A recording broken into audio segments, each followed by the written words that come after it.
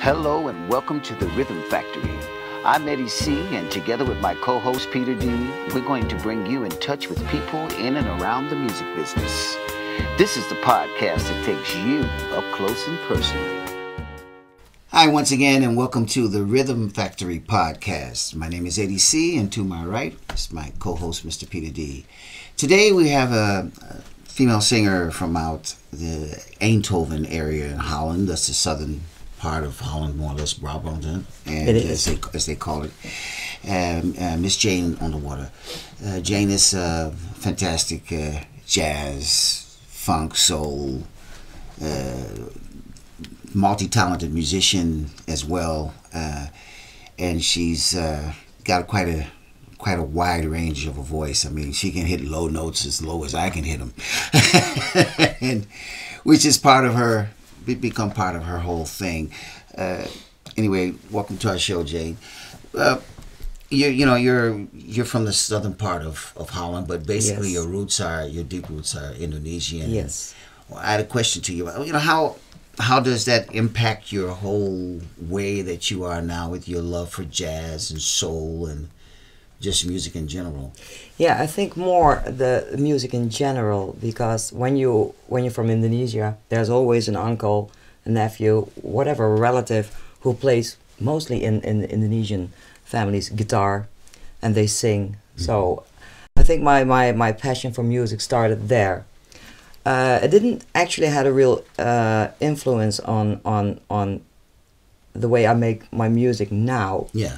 But it definitely gave me a start in the music and started absolutely there. So, but not really with the jazz or anything. I think that came much later. Much later. Yeah. Okay. You of course you've been busy for a long time. 32 years. Wow. Yeah. Well, and I think that helps to make you the very versatile person that you are. I mean, I've worked with you several times as well, and it's always fun. Always fun. Good gigs, but a richness in the richness that you carry in the way you perform as an entertainer is always. I mean, people love it, and you see it on the response from also the musicians enjoy. Yeah, that's true. I think it's really really important. Because first you play, well, at least that's my opinion, you play for yourself and together with your musicians. Absolutely. And if you really have that click and you have fun on stage and you have fun in what you're doing, then the audience will pick that up and then you get the feedback, the response that you want. It's a give and take. And but if you don't enjoy what you're doing, not even yourself, or not even with your musicians. Yeah, and why should you Sometimes do it? I'm when I don't have to play myself and I go see other bands and I see a perfect band with fantastic music but nothing happens. Yeah. I get bored. Absolutely. Sure. I really get bored. Yeah. I want to see passion and fire and enthusiasm, and that's what I want to see. I want to feel in the audience. I feel the sparkles. I need to feel them. Is that something you try to get from your musicians you're working with?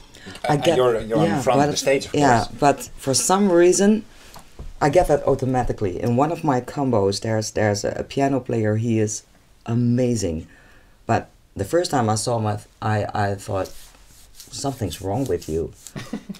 I don't know. Yeah, from the foot, and he's a. But now he plays with me for several years, and he is opening up. Yeah, he's like a flower. Yeah. Yeah. Yeah. Well, that's great. That's amazing. So I think that it happens. Yeah. I don't know why, but it happens. Well, you have a way. I know working with you, that's something. I think it's also an inner talent that musicians say. We try to bring the best out of the people that we're working with, and you do that as well. When you're performing, and you can see when you're on stage playing with a band or in the studio, you get them to open up. That's very important because that's what you want to get, is the purity out of the music. Yeah, exactly. Yeah, exactly. Yeah. Well, you're known as, or people compare you in a way like you're a James Brown, Lionel Richie, Barry White kind of vocalist, wrapped up in a soulful, warm female package, of course. But it's quite a personal sound. Yes, it is. Exceptional. Can you tell us more about it and how you came about it? Well, how it came about it. As a child, we're raised Catholic. So as a child, I'd love to sing always. And me and my sister, we joined the choir in the church. And then always the one who was leading at the time said, who is that incredible low voice in the... And I was like, I said, you go, you go in the back. And I was like, so for a very, very, very long period, I was really embarrassed by my voice. Okay. And it took me a while to realize, to turn it around, because I was always, well, not jealous, but I envied the co-singers I was working with, that they can hit the real high notes and everything, and I was like, oh God. But I didn't know that at the same time, they thought, incredible, she can hit those, like, I wish I could do that. Right. So I think I made it my strength, but it took me a while, because in the beginning, when I started, I was really insecure about my range of voice, so, but I think now it's my strength. And also with backing vocals, sometimes they lack a male singer, and then I do that part too. They say, "Oh, Jane is in the house, so she can do it." Easy. But it makes you quite exceptional, actually. Yes, I think it's really because with the Groove Foundation, that's really a soul funk band. I'm one of the female singers in there. And Great band, by the way. yeah, Eddie played with us. Was great, by the way. Great man. Yeah. But we even do, and that's more like a gimmick. It's a joke. The people enjoy it. We do a real Mother for You and Johnny Gitter Watson, and then you see the audience really like, huh? What? Yeah, I remember that. They're amazed at what Yeah. you're doing Yeah. there. Yeah. The sound you produce. Yeah, so that is funny. I can also sing normal, like, but then at that time I really need to focus on my breathing and everything to put it up in a good pitch. But I think it's my strength. Yeah. Yeah. Wow, that's pretty inspiring, actually. Yeah, absolutely. From one point you're a bit insecure about it, and it Yes. becomes your strength. Yes. I think that's really inspiring. Yes, to, it to is. transform it in yeah, that way. but to realize and to make it your strength, that's a process, and that's to get more secure about yourself, because I know incredibly well in music what I can do and what I cannot, and I leave that to others, because I still believe that strength from different people makes the music what it is. Absolutely. And if you do what you can do best, you always Yeah, perform in the yeah, right way. Right? Exactly. Yeah. Because you feel confident. Exactly. You're in your comfort zone. So. Well, speaking of your comfort zone, you know, you have this. You're pretty sure about what you want when you're working with your bands, when you're doing your performing. Of course, there's also a family life that you have as well, and I know you kind of sometimes can be pretty much of a workaholic. I mean, I recognize a lot of the traits from myself, but I mean, how do you balance that? You know, being a wife, being a mom, and being on the go all the time, because I mean, you are as busy as a super bee. Yeah, as I would know. say. I know. Well, what helps me is that I put the photos on the refrigerator with the names, so I remember who's who. No. I think it is. My family life, I don't think it's about the quantity, but it's about the quality time you spend together. And Sanna now is 16 years old. I was with her in the studio last week to record her demos. So she's in the music as well. Yeah, so that, All right. and Rob, my partner, is a piano player, so he's with his band on the road. So I think we're kind of used to it, and we found a way to make it work. Yeah, to make it work. Right. Yeah. That's good. Yeah. Maybe you got to plan some quality time, or does it just happen, or is it? No, you gotta schedule it? I plan it, and normally what I say when Sanna's birthday, I don't do any gigs, even if they pay me 2,000. That's her birthday. When she's out of the house, then it's a different story. But Christmas is Christmas time. New Year's Eve is New Year's Eve. I don't do any gigs then. That's good. The holidays, Yes. the holidays, Yeah. birthdays. Those are good principles, right? Yes, To have. that's for me. Yeah. If it's my birthday or Rob's birthday, whatever, we can do it a day after or a day before. But it's good. But that's what I always done in these years. Yeah. Yeah. But being so busy with all the projects, I mean, you actually lead or organize a couple of jam sessions. Yes, I do. You play in a lot of different bands and projects, Yes. and you're all over the place actually. And you're also playing other instruments. You're not only a singer, right? I mean, I saw a picture of you playing the saxophone, for Yeah, instance. I know. And you know, we talked a little bit, and you thought you were actually good at everything a little bit. Besides singing. I can do a couple of things. I started when I was a kid. I started with playing the guitar, and I still play the guitar when I see what chords and what Such key for me is the right, best yeah. for that song. But that's it. I don't play guitar on stage. Well, I did 2 weeks ago. It was a pity.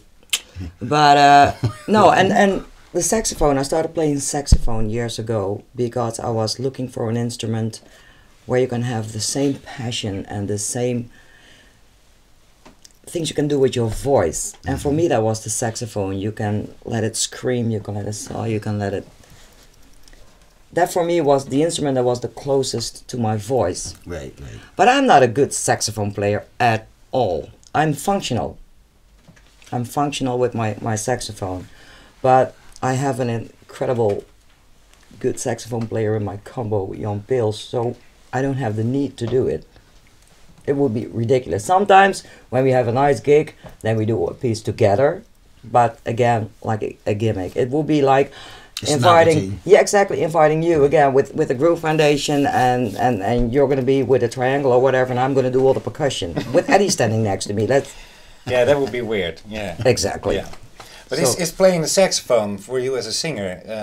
Does it train you to have more lung capacity for, you know, maybe reaching out for singing? I mean, you No, gotta. I think it's the other way around. I think for me it Okay. was easier because I was a singer before, and because I played tenor saxophone. Okay.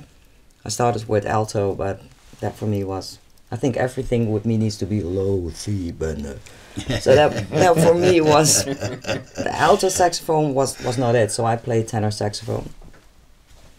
But it was actually the other way around. Because you sing, you can. It was easier for me Yeah. to get more air through the instrument. Well, I would like to know a little bit more about the projects that you're doing, the bands that you're playing with, and you know, especially the jam sessions you're organizing. Can you tell a bit more about it? Yeah, the jam sessions, we do that at Kraai en Balder. It's a cafe in Eindhoven, which really is one of the oldest jazz cafes, especially in the southern part of the Netherlands. And that is really based on real book. Okay. So if anyone has their real book and they say I want to play this and this song, there's always a backline, and that means that I make a year schedule because I have wonderful musicians, and they play on that Wednesday because it's the first Wednesday and the third Wednesday of the month, and they play for a couple of drinks, and they're really great musicians. But there's always so much fun. And it provides a stage also for people who did some workshops in jazz and really want to play with a combo. So I make a year schedule, and everyone knows, okay, that Wednesday is my turn. And so I have always a guitar player, a piano player, a drummer, and a bass player. And then we can add Basic extra. rhythm section, you can add Yes, that and I also. don't do it all alone. I co-host this together with Caroline van der Velde. She's just also amazing. And it actually started, I suffered from 2 strokes in my head 2 years ago.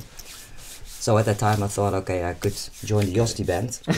Gotta take it slow. Yeah. Listen But to your I body.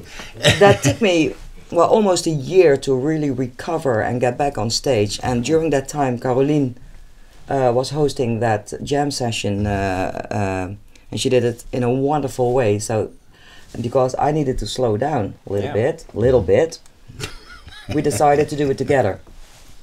And so normally we also split it. So she takes the first Wednesday and I take the third one, and sometimes we do it Right. together. And That's how we do it now. But it's really always busy. A lot of musicians are coming to the Kraaien Bal, so that's amazing. It became sort of a happening. Yes, Yeah. and we not even 1 month ago we celebrated our 15-year anniversary Wow. with all the musicians. We made a jazz marathon, so we started at 3 and we ended somewhere late in the evening. Late in the evening. Wow. That's Yeah, it cool. sounds like a Yeah. lot of fun. And I know you've let me know.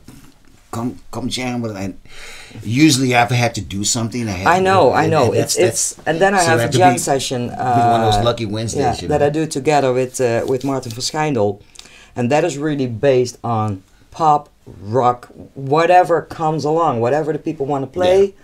So that is also a lot of fun. And then I do every 2 months I do a session together with Bruce Montmelier. He's an incredible percussion player also, and a bass player and a singer. And but there we have we set it up different. So you have first some acts, and then later on there's the jam session. Right. So that's beside. Those are the sessions that I do. Wow. Quite a full package. You know, I know you have to also just like I said, you're the super busy bee. You've got to also leave for a gig in a little bit. So, but before you go, I want to ask you another question. You know, I over the years, we always ask our guests, you know, if they've experienced some kind of awkward situation or something which was funny that they with me. experienced. Where do I begin? I think my first real jazz gig, Yeah. because jazz for me came much later as a musician, and I think because I was not ready before it. So then Joep van der Burgt, who is a piano player on one of my combos, he said, "We're gonna do a gig 3 days in a row at Kokanje in Eindhoven during Jazz Eindhoven." That at the time was still there. Now they stopped, unfortunately.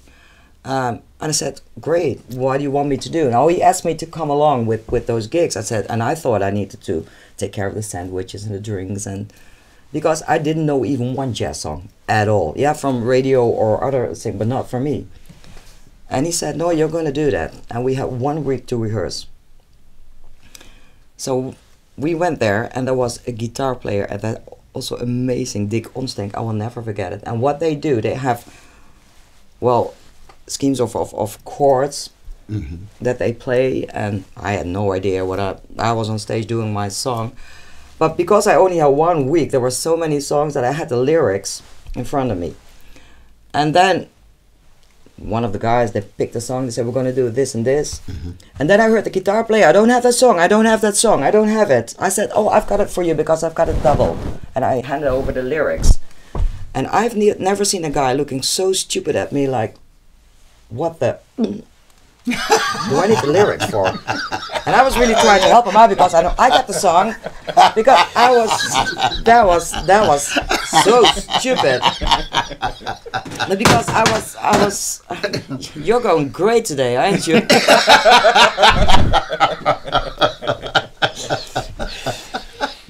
But I was so unexperienced in that whole jazz thing, and we talk about that a lot, but there was so many. I was on a, I think that was my 3rd jazz gig where I really saw a drummer drop off the stage behind me. So I was in the intro of a ballad, and I heard like something like that. What happened there? Or, incredibly a lot of noise, and I looked, and the stage was pretty high, and I only saw his 2 feet standing like this on the side of the stage, but the noise. And then Joep looked at me like, Keep going. but I was in. Go on. And if I crack up, then I have tears, and I'm on the floor, and there's nothing I can do anymore. And I was so incredibly focusing that I didn't stop singing. I continued with a big smile on my face because it wasn't. I asked them though, like, "Are you okay?" And they were like, "Ruh, ruh," next to the stage. So I was like, "Okay, he's still alive, so we can go on." Right. But I have so many stupid things that happen on stage, and Yeah, I think you could probably fill a lot of books if you ask put these things all the musicians go through. Yeah. It's but that's also part of the fun of doing what we do. You know, the Yeah, unexpected. absolutely. Like our cameraman.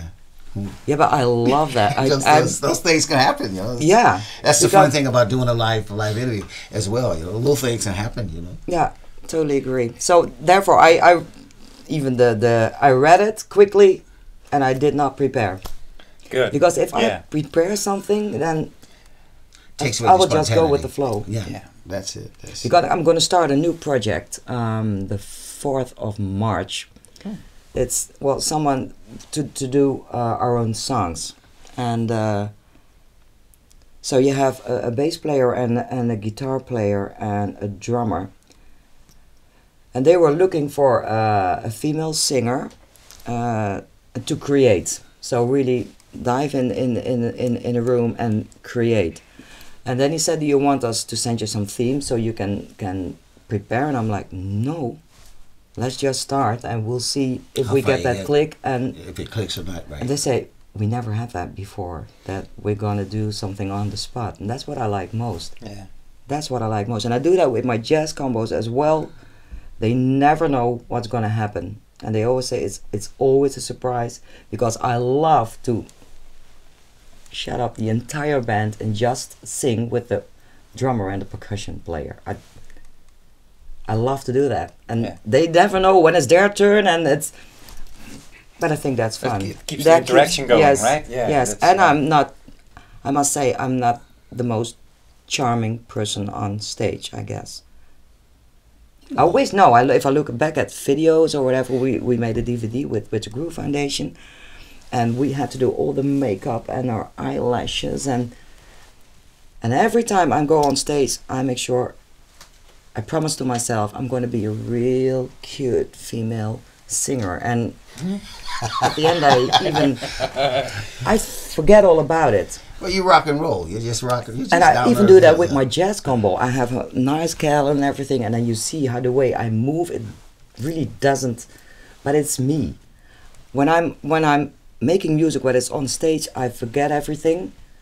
So I had to be put off the stage because one of the eyelashes was already there, and all the other singers, they even didn't sweat at all, and they looked perfect. And well, that's like, you know, what we talked about before. Is it about what you project, like an image, or is it just, you know, from the inner? Yeah, it's really from the inner. But sometimes I see things coming back, and I'm like, oh God, is that me? Yeah, but that's also the fun part about it. I mean, I've had it as well. I'll look back at us and say, oh man, you know, did I have to look that way at that moment? Yeah. Did it keep my stomach in? You know, did I have to turn my head this way or that way? So there's always the self-criticism is a good way of improving yourself as well.